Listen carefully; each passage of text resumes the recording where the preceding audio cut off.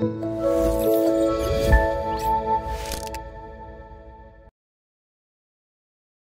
pagi Bapak Ibu Saudara yang dikasihi dan diberkati oleh Tuhan. Shalom.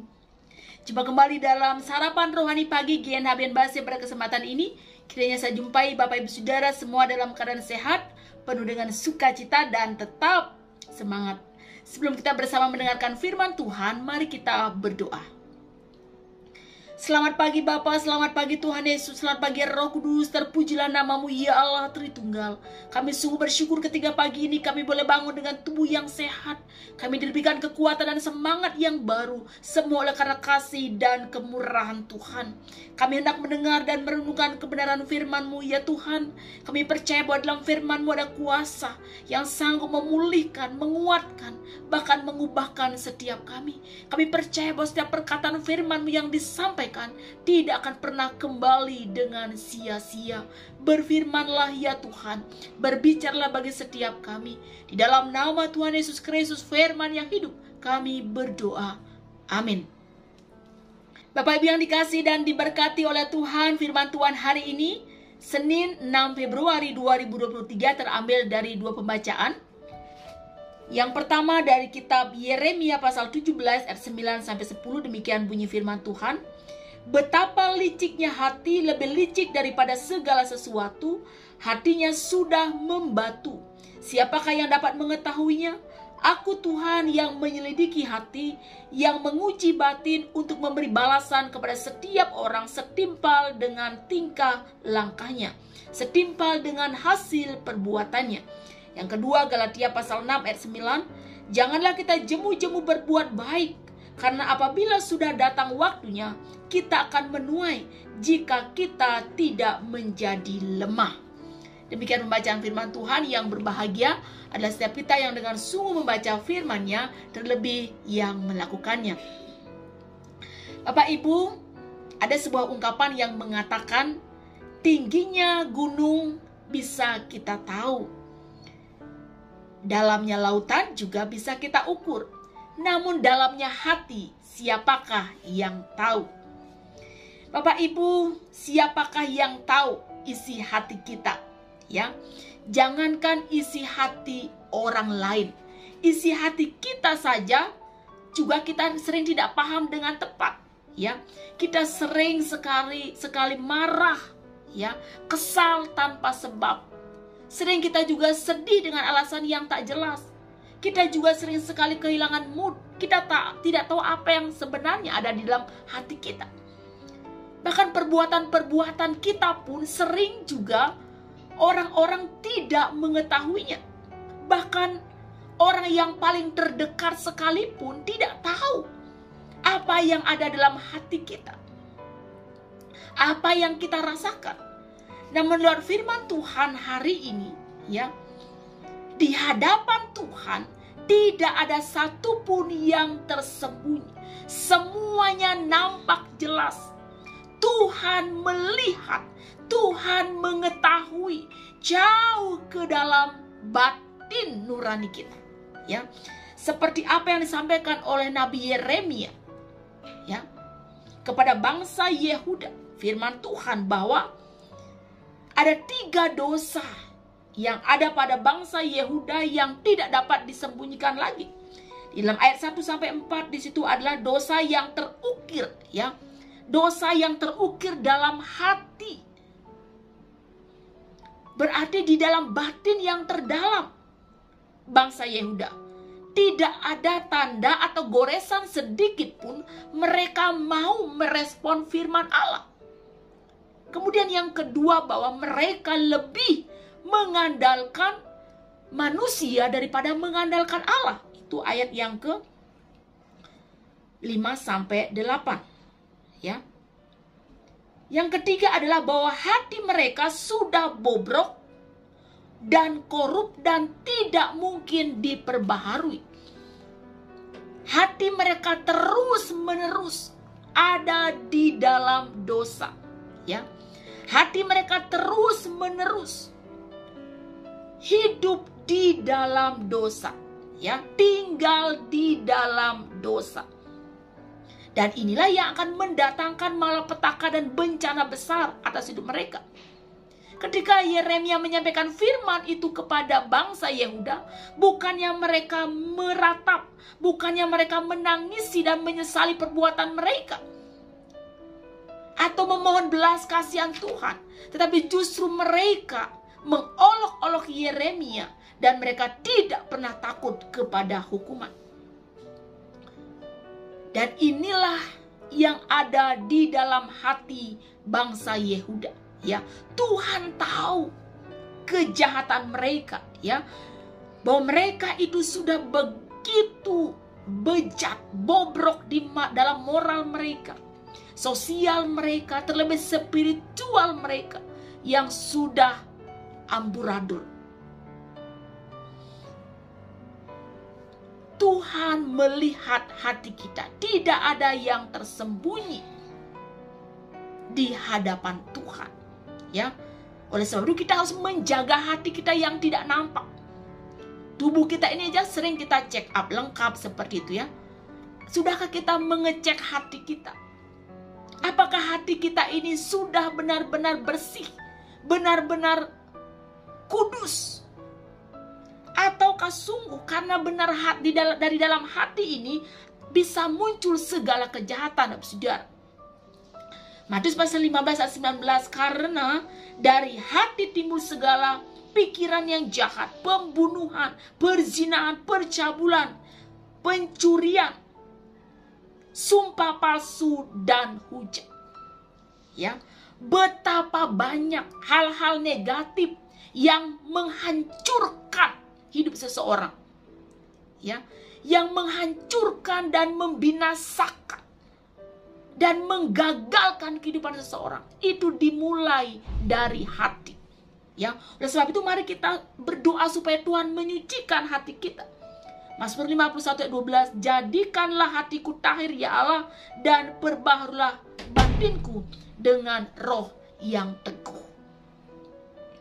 Apapun yang ada dalam hati kita, ya, apakah itu kebencian, apakah itu kepahitan, apakah itu amarah, yang kita pendam dan terus kita pendam, yang membuat kita dibelenggu oleh kejahatan, dibelenggu oleh kemarahan, dibelenggu oleh kepahitan. Saat ini Tuhan mau kita sungguh-sungguh membersihkan hati kita. Izinkan roh Tuhan untuk mengobati setiap hati kita. Jika ada yang terluka, bila Tuhan yang menyembuhkan setiap luka itu. Mari kita menjaga hati kita, menjaga dan memenuhi hati kita dengan firman, dengan kebenaran. Sehingga kebenaran itulah yang terus memancar dalam hidup kita. Ketika kita melakukan dan hidup dalam kebenaran, maka kita akan terus melakukan sebuah kebaikan. Kita lihat ayat yang kedua. Janganlah kita jemu-jemu berbuat baik, karena apabila sudah datang waktunya kita akan menuai jika kita tidak menjadi lemah. Surat Rasul Paulus kepada jemaat di Galatia ini juga mengingatkan kita bahwa hakikat berbuat baik sesungguhnya bukan pada perbuatan baik itu, tetapi pada sikap hati kita ketika kita berbuat baik. Apakah motivasinya? Ya, apakah hanya untuk mendapatkan pujian atau popularitas atau yang lainnya? Sikap hati itu sangat menentukan apakah benar perbuatan baik yang saya lakukan ini menyenangkan hati Tuhan. Sikap hati yang benar pasti akan berdampak positif. Tapi sikap hati yang salah pasti akan mendatangkan sebuah bencana. Bahkan bencana yang menghancurkan. Banyak orang di dalam dunia ini tidak paham lagi dengan kekristenan. Bukan karena ajarannya, bukan karena doktrinnya, tetapi oleh karena sikap dan perilaku orang-orang percaya yang menjadi batu sandungan, yang egois, ya, yang tidak memiliki kepedulian kepada orang lain.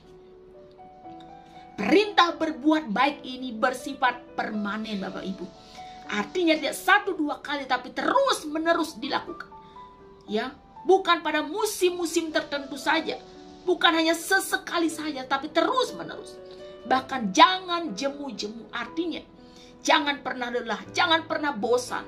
Terus dan terus berbuat kebaikan semasih ada waktu. Karena ada waktunya nanti kita akan menuai.